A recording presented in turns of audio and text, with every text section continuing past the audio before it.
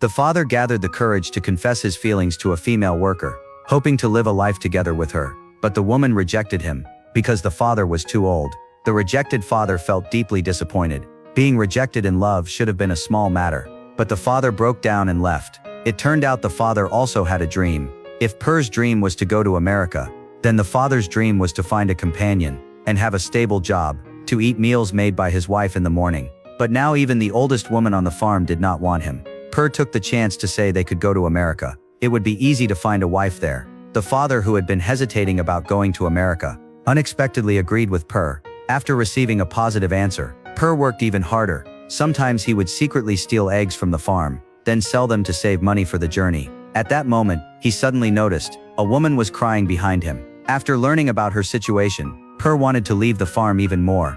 The woman was also a worker on the farm, but she had fallen in love with a merchant's son. Their social status was too different. The merchant would never agree, so they could only meet in secret. Now the woman was pregnant. She did not know what to do. After some time, the woman killed her own child in the water, and she was arrested for murder. Per saw the woman's boyfriend by the river. He was building a grave for his child. The man was also very heartbroken. What Per never expected was that a few days later, the man jumped into the river and died for love. Some people went out to sea for survival and froze to death. Some died for love when it was forbidden. Per once again realized there was no future on this land. The weather became better and better, but for the workers, it was not good news, because there was even more work to do.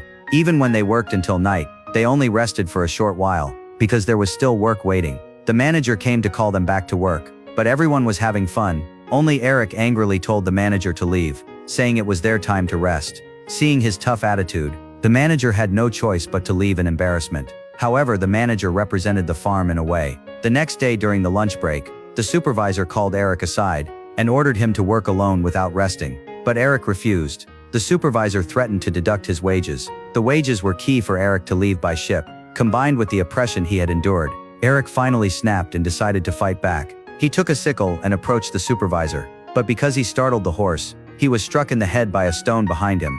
From then on, no one dared to resist the supervisor again. Per witnessed everything. If even Eric had failed, who else could change this place?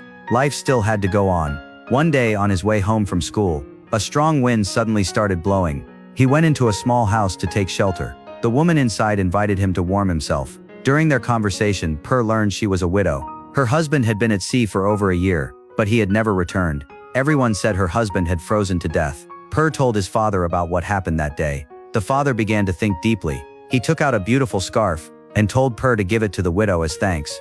But in fact, the father was using it as an excuse. He pretended to look for his son and went to her house. In this way, the father took the first step toward his dream. He found a suitable woman. Before dawn, he returned to the farm to work. The father began to fantasize all day that they would no longer live on the farm, but in the widow's warm house, drinking coffee every morning, then going to work and earning money. But unexpectedly, this brought trouble to Per at school. His classmates mocked him, saying his father was with a married woman.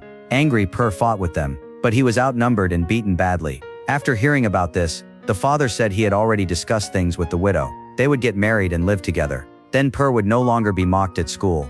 But the death certificate of the widow's husband still needed time to process. During this time, Per continued to be bullied. His classmates chased him with sticks. Unexpectedly, a small boat appeared behind them. The widow's husband had returned. After being at sea for a year, he was still alive. The father felt completely devastated. He stood there in shock for a long time. After that day, the father seemed to lose his spirit. He said life was like this. Just when you feel hope, it suddenly drags you into despair. Perhaps God just wanted to watch a joke. Now Per was even more afraid to go to school. His classmates would only mock him more. He stayed on the farm working every day. The father came to persuade Per. His own life was already beyond saving. But since he was old, it did not matter. Per was still young and had to go to school. Only then could he learn more and change his fate. The father said if anyone dared to insult him again, he would go to the school and deal with them. So Per returned to school again. It was as if fate was pushing him forward. At that time, their teacher suddenly passed away. No one knew why. In short, the only teacher in town was gone.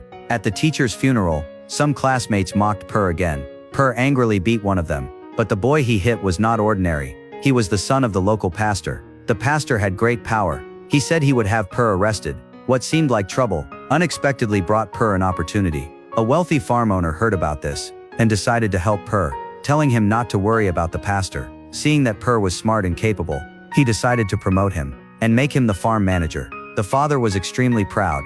Such a young farm manager, his future would surely be limitless. At the very least, he could become the head supervisor. But Per was not as happy as expected. A farm manager had to serve the farm. To make money for the farm meant exploiting workers. Per could not do that. But if he refused, should he remain a worker? The father could not understand his decision. But Per had already planned his future. He decided to leave the town. All the tragedies he had witnessed had shown him there was no hope here. Eric's failed resistance also proved there was no way to fight the farm's oppression. He had wanted to study hard, but even the teacher had died, so there was only one path left: to leave for America or somewhere else. As long as he left this place, the father did not try to stop him, because Per was far smarter than him. He believed Per would live a better life outside, but the father did not leave with him, because he was old and did not want to wander anymore. The father gave Per everything of value, then watched him leave. The rest of the journey would depend on Per alone. Per ran forward without looking back. He would live a life full of greater hope beyond this place.